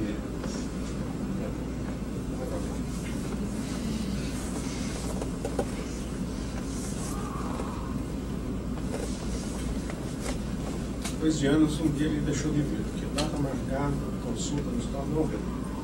Naquele tempo não tinha telefone, nem internet que chegasse lá. Internet não tinha de jeito nenhum. Aí mandei uma carta perguntando, consulta daqui e dali, finalmente pegou a resposta. O seu Zé tinha deixado de tomar o remédio. Ele recebeu o remédio e jogou lá fora. E porque apareceu por lá um curandeiro. Disse para ele, isso é bobagem, esses caras não vão te curar nunca, eu te curo. Eu faço uma garrafada para você, você vai tomar o que quiser, mas para de tomar isso tudo também, vai dar certo. E levou tudo que ele tinha, ele era um homem paupérrimo, ele era pobre, ele era paupérrimo. Levou um rádio que ele tinha, rádio livre, levou um dinheirinho que ele tinha, que a gente dava aqui, várias pessoas sempre ali davam um dinheiro para ele. Então, 6 meses, um ano depois, me telefonam da CONTAG, Confederação Nacional dos Trabalhadores da Agricultura. O senhor conhece um homem chamado José Rodrigues? Conheço. Olha, ele está aqui em Brasília, ele está muito doente. Ele está no hospital de base. É aquele que tratava o Tancredo. E os médicos lá disseram que ele tem que ir para o Hospital do Câncer de São Paulo. Mas ele já está em tratamento no Hospital do Câncer, por muito que ele deixou de vir. Não, mas ele está muito envergonhado, justamente porque ele deixou de ir, e agora a doença voltou de uma vez. Então põe ele num ônibus, depois você me telefona, ele diz qual é o ônibus, qual é a hora que vai chegar em São Paulo, eu vou esperá-lo na rodoviária, e depois eu o levo para o hospital. Aí ele tentei achar o Drauzio Varela, que não era uma coisa fácil, consegui localizar, eles levam para o hospital, eu vou estar lá tal hora, cheguei entregando. O seu Zé Rodrigues tinha tumor pela perna todinha. Voltou para valer. Examina daqui, examina dali, não havia solução. Ficou internado. um belo dia, telefonou para minha casa. O senhor é parente do seu Zé Rodrigues? Não, não sou parente, sou amigo dele. Olha, o senhor vem aqui ao hospital imediatamente. Isso é uma coisa, deve ter morrido, isso é uma coisa. Aconteceu alguma coisa? Não, vamos falar aqui, o senhor vem imediatamente. Aí eu fui mandar falar com o médico, que ia me chamar, que era um cirurgião. O senhor tira esse homem daqui imediatamente. Mas por que, doutor? Porque eu fui operá-lo e ele se recusou a aceitar a operação. Olha, não tira ele daqui não. O senhor tira porque tem uma fila lá embaixo do jeito precisando de lugar aqui nesse hospital. O senhor tira ele daqui. Você espera aí, não expulsa ele daqui não. Eu vou lá falar com ele. Fui falar com ele. Falei, seu Zé, o que aconteceu? Olha, me levaram, me puseram numa mesa, eu fiquei olhando, e aí eu vi que tinha lá umas coisas esquisitas, serrote, faca, e eu quis saber do médico o que queria fazer comigo. Eu falei, doutor, o que o senhor vai fazer comigo? O médico falou, eu vou amputar a sua perna, vou cortar a sua perna. Depois o hospital vai lhe dar uma perna mecânica, que funciona perfeitamente bem, e o senhor vai poder voltar a trabalhar e viver normalmente. Mas, doutor, no dia da ressurreição, eu vou ressuscitar no Mato Grosso sem a minha perna, e a minha perna vai estar aqui em São Paulo? O médico achou que era uma gozação. E era uma pergunta real, né, no país em que o catolicismo, desde o dia 22 de abril de 1500, ensina que creiam na ressurreição dos mortos, né, depois de 500 anos batendo nessa tecla, é de se desejar que São Zé Rodrigues e muita gente mais acreditasse que a ressurreição dos mortos é a íntegra ressurreição dos mortos. Creio na ressurreição da carne. Aí eu voltei para o médico, doutor, o senhor segura aí, porque é um problema religioso. Eu vou atrás de um especialista. Especialista. Eu tenho um amigo padre maravilhoso, que é padre aqui da favela do Jordão. Mora lá. É o Roberto, que você conhece. Fui atrás do Roberto. Roberto, eu preciso do seu socorro. Contei isso aí, já sabe. O senhor José está acontecendo. Isso aí é questão doutrinária, uma questão teológica. Não tem nada a ver com você se preocupar com isso. No dia dá tudo certo. Então, Roberto, mas eu tenho que dizer isso a ele de uma maneira muito concreta. E eu dizer para ele que é teológico não vai refrescar nada. Aí ele me falou, olha, tem uma freira que é especialista nisso. Fui eu atrás da freira. A freira também era muito teológica. A freira conseguia explicar a ressurreição, mas não a ressurreição da perna dos seus amigos. Aí eu voltei lá e tentei explicar para o seu Zé. Acho que o Roberto foi junto. Olha, seu Zé, Deus é sábio, no dia ele vai resolver tudo. Não, eu quero saber, certo? Minha perna. E eu vou ser desmembrado, eu quero saber o que vai acontecer comigo. Existe uma crença popular de que a pessoa que sofre uma mutilação forçada, que é o caso dessa, ela não vai ressuscitar. Ela vai perambular pelo limbo o resto da eternidade. Mutilada. Aliás, eu estudo linchamento. Se vocês tiverem alguma dúvida, não falem comigo que eu... O Brasil é o país que mais lincha no mundo. Um dos problemas do linchamento é a mutilação. O cadáver do linchado, especialmente se ele for estuprador de criança, ou ter matado uma pessoa notoriamente inocente, coisa desse tipo. Há um rito, há 19 itens de mutilação que são cumpridos nos linchamentos. A pessoa mutilada, para que não se trata só de linchar, matar fisicamente, mas de matar espiritualmente. Isso é vazio. Eu não tenho nada contra a questão dos direitos humanos, eu tenho uma filha que trabalha com isso. Mas eu fico sempre analisando do ponto de vista jurídico, né? Direito, né? Relação de direitos humanos. Né? É tudo isso, mas é também essa dimensão mística, extraordinária, transcendente, complicada, que é preciso entender para compreender por que as pessoas agem desse jeito ou não. Não se resolveu o problema da perna de São Zé Rodrigues. Ele voltou para o Mato Grosso, foi operado aqui, tiraram os tumores, voltou para o Mato Grosso para os tumores voltarem, a medicação já não funcionava mais, e um dia que ele não estava passando bem, foi levado de barco para a Ilha do Bananal, para a aldeia de Santa Isabel, que é a aldeia Carajá, onde tem um hospitalzinho da FUNAI. Tomou uma medicação, quando ele percebeu que ia morrer, aliás, ele tinha dito isso: não quero morrer fora da minha casa. Ele queria voltar para casa e morrer lá. Ele foi colocado no barco, que era um barco comunitário, Nossa Senhora da Boa Esperança. Ele morreu no barco, quando o barco estava entrando no Rio das Barras. Espero que ajude.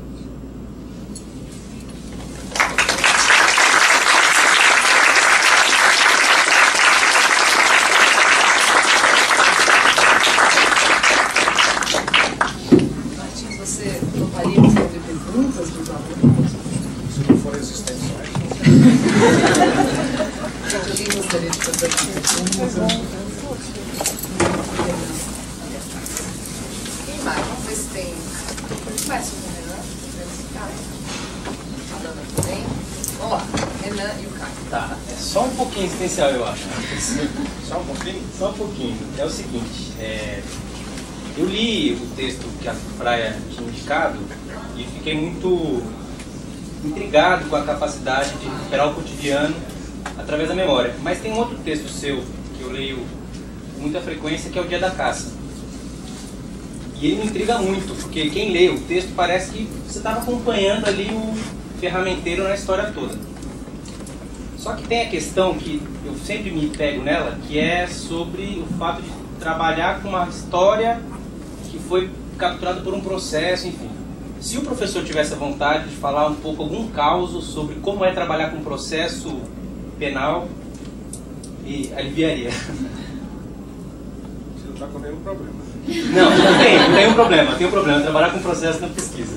Esse é o único problema. Olha, um dado não daria para falar sobre isso aqui, que é a questão do método Lefebvre. Eu acho que a Fraia tem discutido isso com vocês, é que a realidade social não é linear. Os pressupostos da sociologia clássica, da sociologia Marx, estão baseados na ideia de uma linearidade dos processos sociais. Marx é que introduziu o princípio da contradição. O princípio da identidade, o princípio da contradição. E o Marx fez isso de uma maneira sociológica, algumas vezes filosófica. É o Lefebvre que traduz isso em sociologia. É o Lefebvre que traduz isso em sociologia. E o que o Lefebvre mostra, primeiro, que você tem que lidar com fatos que estão nas estruturas, que não são visíveis, nem compreensíveis necessariamente.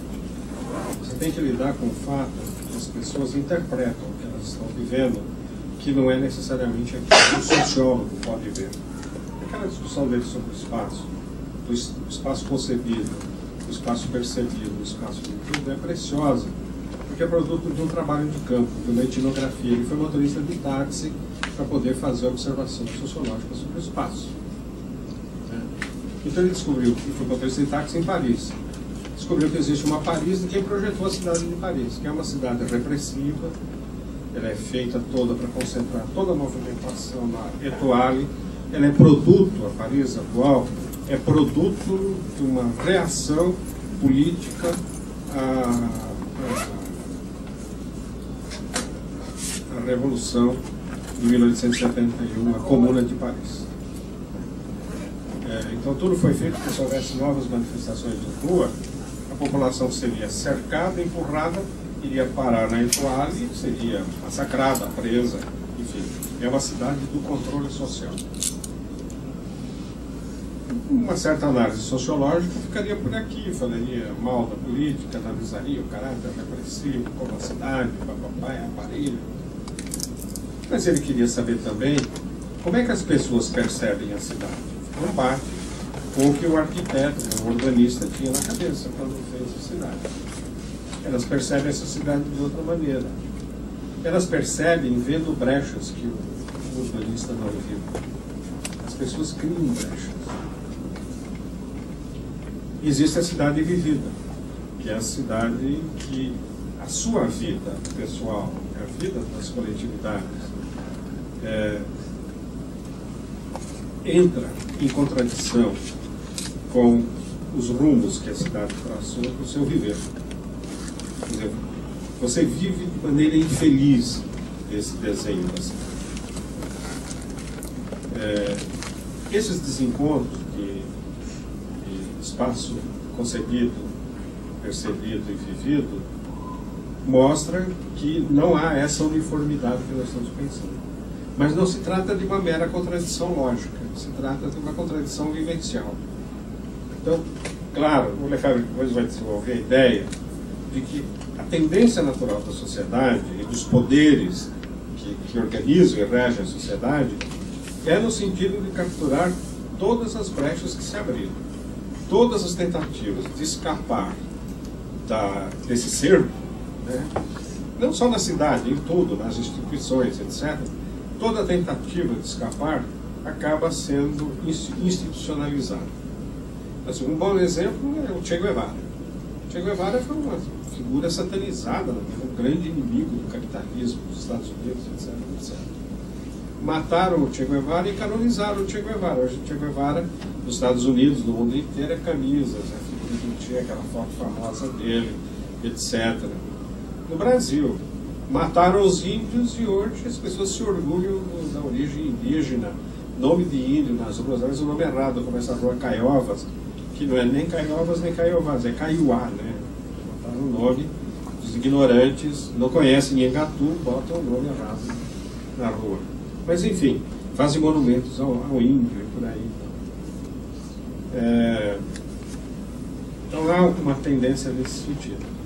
O fato de haver uma tendência à institucionalização não quer dizer que novas irrupções não aconteçam. Então, o estouro vai sempre dar onde não se espera. Eu diria que as manifestações de julho vão nessa direção.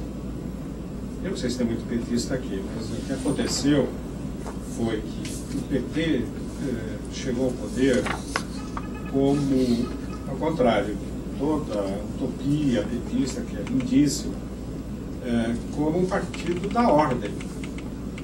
Por que a burguesia apoiou o PT?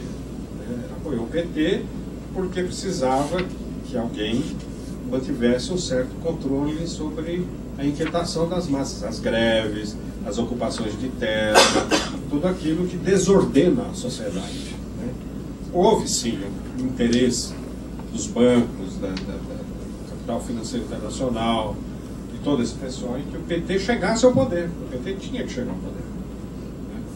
E eu acho que o Lula tinha uma compreensão disso e achou que era possível, e muitos petistas acharam que era possível escapar disso, talvez ainda seja, não sei se é ou não é.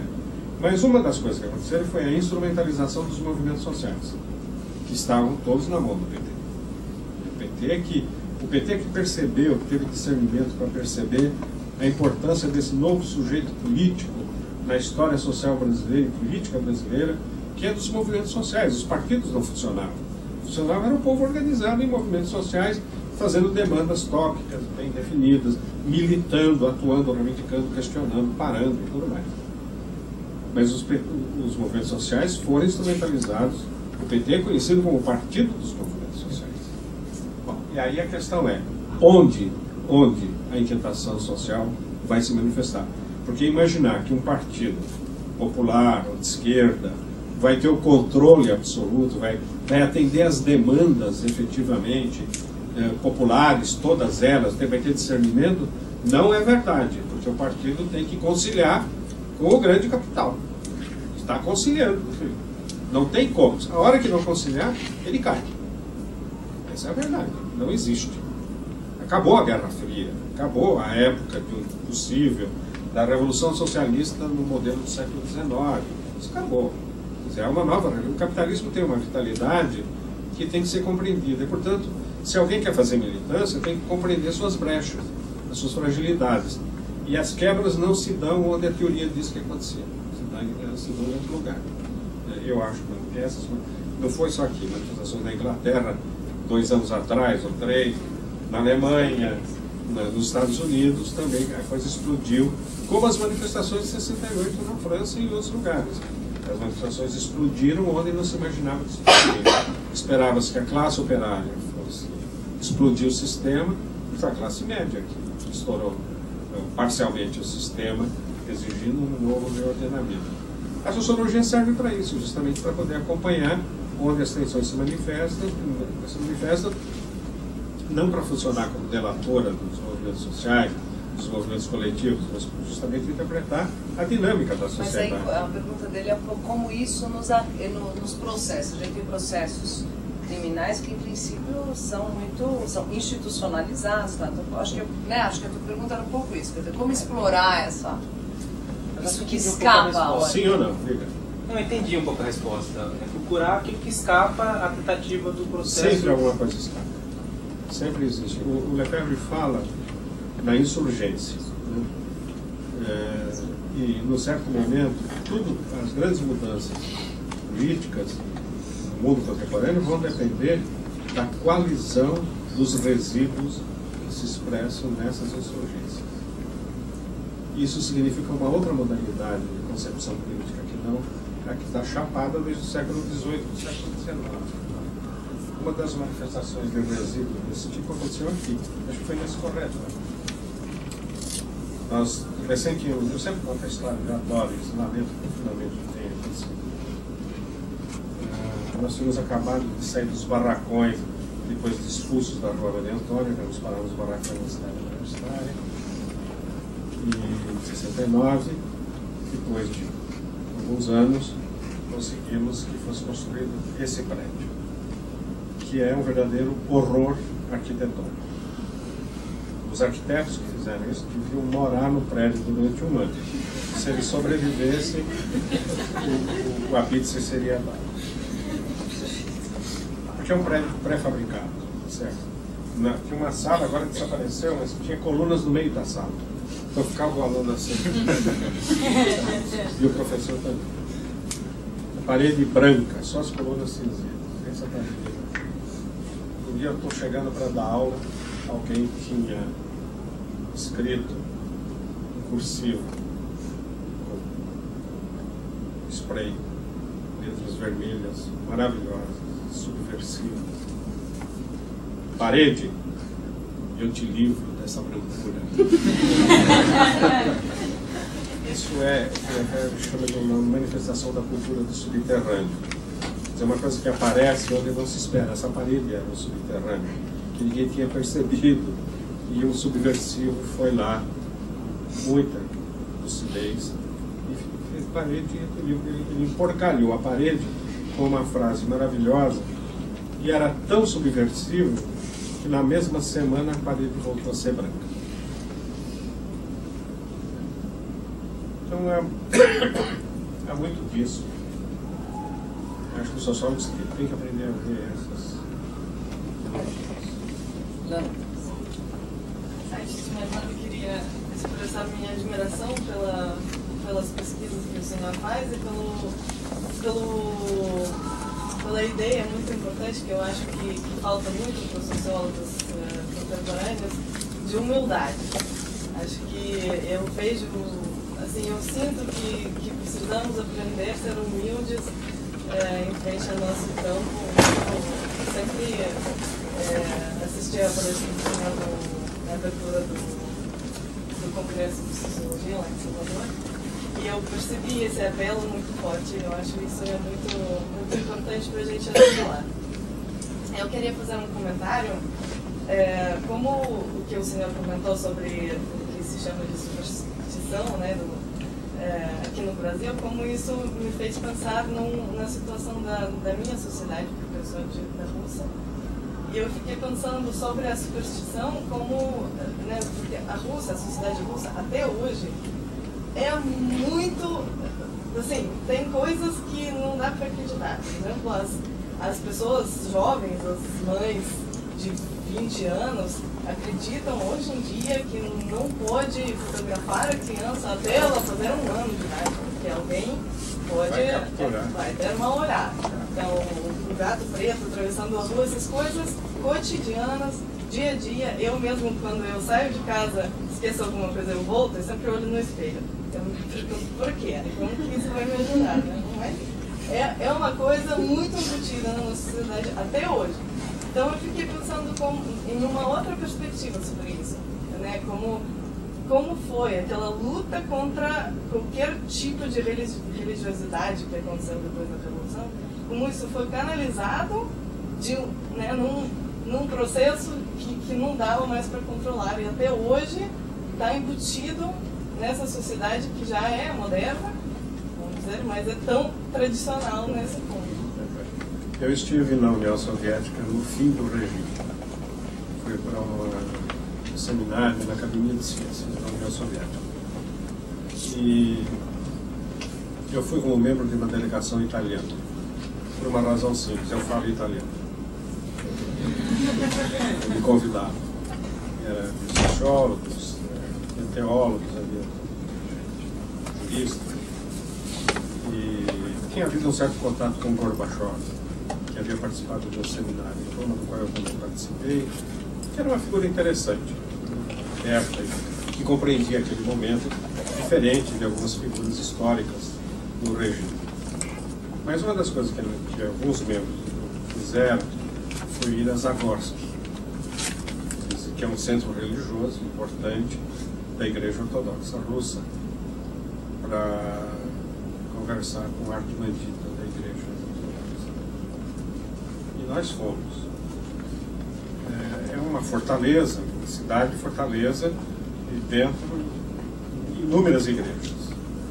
Naquela época havia missas das 6 da manhã às 6 da tarde, todos os dias em todas as igrejas. E ônibus de excursionistas, peregrinos que vinham de toda a União Soviética para rezar, acender vela, aquele rito ortodoxo, lindíssimo, aqueles cânticos à capela maravilhosos, né? Uma coisa muito, muito impressionante. E cheias de jovens. Nós tivemos a conversa com o arquimandrita, ele não refrescou muito, porque aparentemente ele não estava entendendo o que estava acontecendo, já estava acontecendo, já estava. Eles transmitiam os programas, debates do parlamento pela televisão, e havia uma moça no nosso grupo que era russa, falava russo, e traduzia para o italiano, para ter uma ideia do que estava sendo discutido. Então aquilo já estava em andamento. O fato de que mais de 80 anos depois do regime ser inaugurado, todo o proselitismo materialista que o regime fez, ter as igrejas de Zagorsk, que é uma espécie de Vaticano da Igreja Ortodoxa, cheias de jovens, já indicava naquele momento que não tinha funcionado. Não tinha funcionado. Só funcionou mais tempo por conta da Guerra Fria. A Guerra Fria foi um grande pretexto. E, portanto, a coisa ia estourar em algum lugar. Se estourou bem ou não estourou bem, isso é outro departamento, é outra história. Mas, de fato, estourou. Eu acho que Cuba vai ter esse problema. Já sinais. Eu estive em Cuba, conversei com o Fidel, conversei com o Raul, e, bom, faz 20 anos, mais de 20 anos que estive lá. Mas já havia sinais de que algumas coisas não funcionavam. O regime, eu me lembro de uma discussão com que seria o primeiro-ministro. E havia não só os intelectuais convidados, mas também pessoas cubanas que estavam lá. E levanta uma moça culta, simpática, e diz: olha, eu tenho só uma pergunta para fazer. Eu odeio feijão. Não consigo encontrar feijão para comprar em lugar nenhum. Só lentilha. E a desculpa é que o governo mandou os cubanos comerem lentilha. Eu quero saber por que o socialismo tem a ver contra o feijão. Aí o homem, você saiu muito bem, me deu uma explicação científica. O feijão é uma planta vulnerável, um fungo nela, as folhas, os países tropicais, tem um problema desse aqui também. Então ele é facilmente atacado por pragas e, portanto, há o risco de um ano não ter nenhum feijão para ninguém. E a lentilha é resistente. esse fungo. E, portanto, é mais, para ter uma fonte de proteína vegetal, né, é preferível a proteína vegetal. Eu não sou agrônomo. Só sei comer o feijão, que é uma desvantagem. Então, era a lentilha alternativa, pelo menos todos tinham lentilha. Então, mas isso mostra que havia que se subestimava a capacidade do povo de entender e de querer saber o que está acontecendo. Certo? É uma coisa que todos nós queremos. Eu quero saber por que eu sou obrigado a fazer isso, aquilo, ou se eu posso deixar de fazer isso, aquilo, se eu não quero fazer, por aí vai.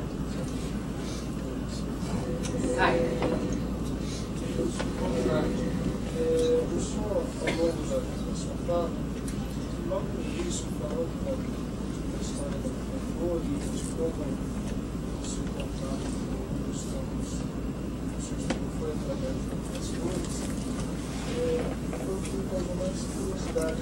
Você disse que começou a conversar com as pessoas, a tomar contato com as pessoas através de conversas sobre flores. Mas o senhor poderia contar mais ou menos como estudante, porque o trabalho que eu fiz com a professora Clara, no Parque da Juventude, era a grande dificuldade dos colegas tinham, era tomar contato com as pessoas, como é que a gente começava uma conversa e buscar aquilo que o senhor falou interessante, que o que nos interessa não é o que interessa a eles. Então, como é que a gente tirava do contato aquilo que a gente queria saber? Quando o senhor fala isso, tirou isso a partir de uma conversa sobre flores, foi o que me deixou mais impressionado. Como isso? Eu acho que todo sociólogo deve estar preparado para ir ao campo e não colher nada. O grande erro é achar que se você for ao campo você tem que trazer dados de volta. Isso é um erro. Porque você pode ir ao campo e não encontrar acolhimento, receptividade. Então, muito da observação é feita a partir de um prólogo, que pode ser muito demorado, de dias, meses, semanas, né, até chegar numa situação em que a relação seja uma relação de troca. Porque você pergunta, mas você não responde. Eu sempre fiz pesquisa perguntando, mas respondendo. Respondendo as perguntas que me faziam. É verdade que às vezes umas perguntas esquisitas, né? Como Rondônia. Não foi Rondônia, foi no Maranhão. No sertão do Maranhão. Estou lá, alojado numa barraca. Eu levava minha rede, minhas coisas de pesquisa. Estava alojado lá e conversando com as pessoas, com o dono do barraco. E eu peguei uma carona para o serviço da Malária. Também é sempre bem, então você vê com quem vai. E uma moça se aproxima, era um povoadinho, casa de adobe. Uma moça se aproxima e... Cadê o cientista que chegou aí? Uau! Os alunos de ciências sociais nunca me trataram como cientista. Tem que vir aqui nesse fim do mundo para alguém reconhecido. Eu não tive dúvida, eu falei, sou eu mesmo. A moça estendeu a mão esquerda. Então leia a minha mão. Lá, cientista de ciência oculta, né? Quiromante. Então você tem que entrar nisso, né? Você não pode dizer, não, é isso aí, eu quero saber... Não, vamos explicar o que é ciência. O que é ciência, não. Eu tive uma aluna aqui, que é uma antropóloga, ela é paulista do estado, há muitos anos, você conhece, a Deia, Maristela de Paulo Andrade. Ela é uma antropóloga, estuda o mundo rural, no meu modo de ver, a melhor pesquisadora dessa área, porque ela interage facilmente, ela entra, ela primeiro se expõe, interage, conversa. Umas histórias maravilhosas dela. Uma delas é a última, que ela me contou agora no começo. Está lá reunida, conversando com as pessoas, e aí é que ela vai encaixando, fazendo as perguntinhas, os registros. Quer dizer, não é ela conversando, é ela respondendo. Aí passa uma das mocinhas, E ela sempre fica amiga de todo mundo. E a menina disse para ela: "Oi, Teia, vamos embora cagar junto?" Quer dizer, existe a cagada comunitária,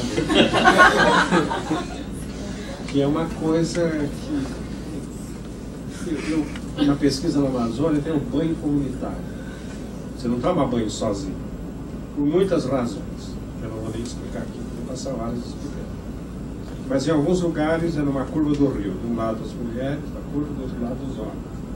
Tudo na mesma hora, para evitar que os homens vão espiar as mulheres e vice-versa. Ou então, é o mesmo lugar de banho, chamado banheiro, no rio, na Baia, ou no Tocantins, e então vai uma turma antes e outra turma depois. Fica todo mundo lá, tomando seu banho, etc. E é um banho comunitário, quer dizer, é uma hora que você conversa, é uma hora que você levanta assunto, você conhece melhor o outro, você é admitido como membro quando você vai tomar. Você vê o outro pelado, entendeu? O pelado é importante. Isso é interessante. Então, convidar a pesquisadora para cagar junto, eu teria dificuldade para fazer isso. Mas eu até entendo. Eu tomei banho em banheiros de mata, também eu descobri que a comunidade inteira estava no meio da mata observando. Porque eu não tenho a cor deles, eu não sou pardo propriamente, sou moreno, mas não pardo. E lá é uma área que tem muito pardo. Pardo não é mulato, não é negro, é pardo mesmo, descendente de índio. Então eu estou lá tomando banho de caneca, né? Levava uma lata d'água que eu peguei na bica, estou tomando banho e bato cheio de olho, me espiando. Né? No fundo eu queria ver como é que é um não pardo pelado. Mas até ao mesmo tempo uma outra experiência maravilhosa. Até fui casada com um rapaz que foi meu aluno aqui. Ela foi aluna também. Depois eles se separaram, ela foi embora para o Maranhão, ela se casou com outro rapaz. Nessa época, ela estava casada com esse outro. E fazendo pesquisa lá no sertãozão de Viana. Ela vai sozinha, mas ela vai sozinha e bem. Ela logo se põe em contato, ela se enturma logo com as mulheres, faz contato, aí discute, cozinha, criança, todas essas coisas, troca ideias, como é que é, como que quando a criança está com diarreia, o que vocês dão, esse papo todo forma um introito bom para discutir o que, no caso dela, era a questão fundiária, está bem distante de diarreia de criança.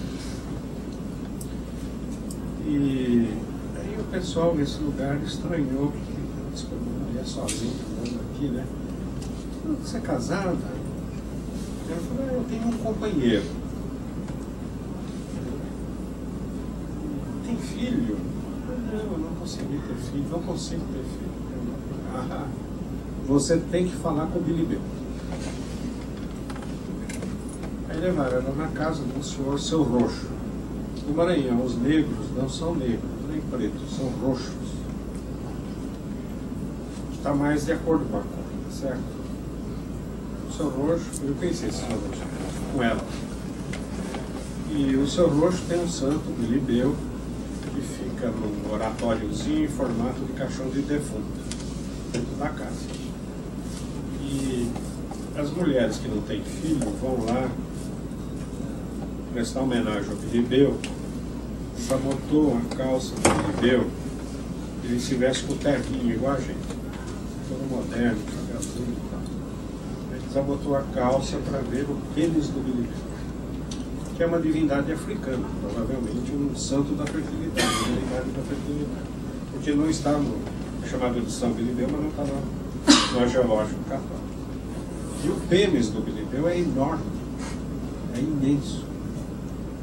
E o ritual parece que recomenda o seguinte: a mulher, em geral, ela vai com o marido, que fica lá no terreiro.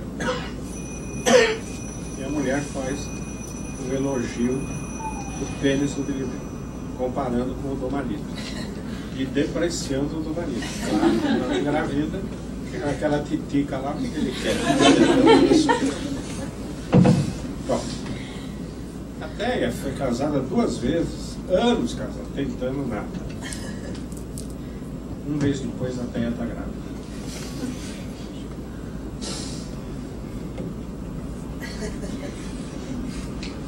Ela entrou, né? No jogo, entrou no grito, Escassa simbólica, como diz o livro. Escassa simbólica. Ela acreditou, ela não me dá, é bobagem. Não, eu vou lá, eu faço qualquer negócio. E eu fui com ela a segunda vez quando ela estava grávida da filha, da segunda criança. E tinha bastante gente, dormi na casa do Filibeu, né? Então é dialogar com essas coisas. Se você chega muito com a mentalidade de aluno da USP, da classe média, que somos todos aqui e tal, você vai ter enormes problemas. Você não entra, e não entra também na periferia. Você não entra aqui Você não entra no centro. Você não entra na rua. Você não entra na rua. Você entra na rua. Você não entra aqui no Morro do Querosene, na favela do Jaguaré. Porque você vai entrar como um estranho e vai sair como estranho. Que sociologia vai sair de uma pesquisa feita nessas condições? A sociologia não é só perguntar e ouvir respostas. É você interagir. É e por você isso que a etnografia tem um papel muito Exatamente. A etnografia é um instrumento de uma interação investigativa. Você? Não? Deixa eu perguntar, alguém tem mais alguma coisa para comentar? Não? Então, Martins, a gente gostaria de agradecer de novo. Muito obrigado. Foi uma aula.